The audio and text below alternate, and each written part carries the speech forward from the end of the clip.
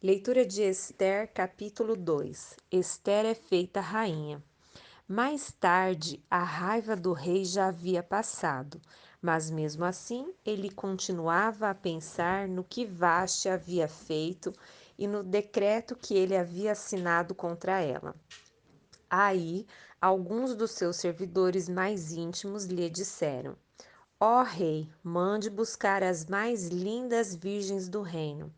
Escolha funcionários em todas as províncias e ordene que tragam as moças mais bonitas para o seu harém, aqui em Suzã, a capital.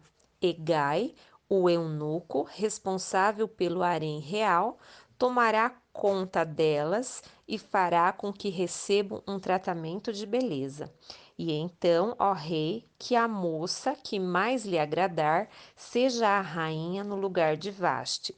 O rei gostou da ideia e fez o que lhe sugeriram. Em Suzã morava um judeu chamado Mordecai, filho de Jair e descendente de Simei e de Quis, da tribo de Benjamim. Quando o rei Nabucodonosor da Babilônia levou de Jerusalém como prisioneiro o rei Joaquim de Judá, Mordecai estava entre os prisioneiros que foram levados com Joaquim.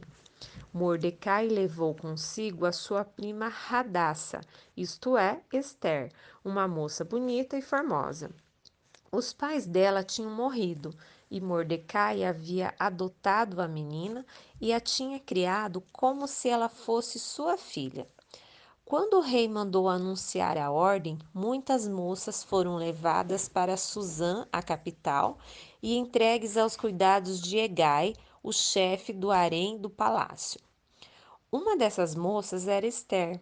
Hegai gostou dela e ela conquistou a simpatia dele. Imediatamente ele começou a providenciar para ela o tratamento de beleza e a comida especial. Arranjou 7 das melhores empregadas do palácio para cuidarem dela e colocou Esther e as empregadas nos melhores quartos do harém. Esther fez conforme Mordecai tinha mandado e não disse nada a ninguém a respeito da sua raça e dos seus parentes. Todos os dias, Mordecai passeava em frente do pátio do harém para saber como Esther estava passando e o que ia acontecer com ela. O tratamento de beleza das moças durava um ano. Durante 6 meses eram usados perfumes de mirra e no resto do ano outros perfumes e produtos de beleza. Terminado o tratamento, cada moça era levada ao rei Xerxes. Quando chegava a sua vez de ir do harém até o palácio, cada moça tinha o direito de levar tudo o que quisesse. À tarde, ela ia ao palácio e na manhã seguinte ia para outro harém e era entregue aos cuidados de Saasgás, o eunuco responsável pelas concubinas do rei. Ela não voltava a se encontrar com o rei, a não ser que ele gostasse dela e mandasse chamá-la pelo nome. Chegou a vez de Ester, filha de Abiail e prima de Mordecai, a moça que Mordecai tinha criado, a moça que conquistava a simpatia de todos os que a conheciam. Quando chegou a sua vez de se encontrar com o rei, ela levou somente aquilo que Hegai, o eunuco, responsável pelo harém, havia recomendado. Esther foi levada ao palácio para apresentar-se ao rei Xerxes no mês de Tebete, o 10º mês do 7º ano do seu reinado. Ele gostou dela mais que de qualquer outra moça, e ela conquistou a simpatia e a admiração dele como nenhuma outra moça havia feito. Ele colocou a coroa na cabeça dela e a fez rainha no lugar de Vaste. Depois ele deu um grande banquete em honra de Ester e convidou todos os oficiais e servidores. Ele decretou que aquele dia fosse feriado no reino inteiro e distribuiu presentes que só um rei poderia oferecer. Mordecai salva a vida do rei.